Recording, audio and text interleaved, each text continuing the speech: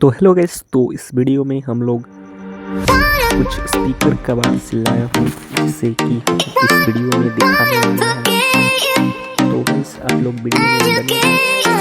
तो ये main speaker है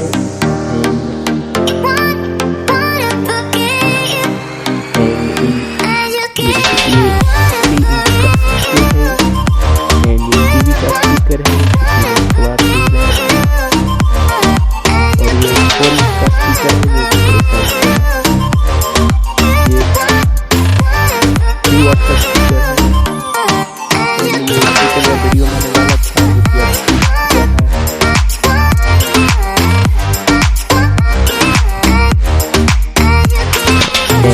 ये देखिए ये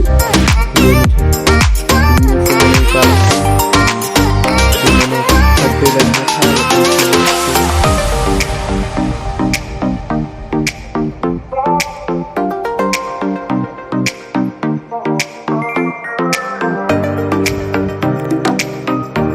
एंड ये देखिए गाइस, ये बोट का साउंड बार है जो कि बहुत बढ़िया बजता है।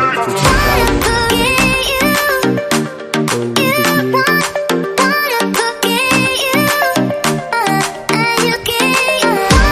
तो ये बहुत बढ़िया है।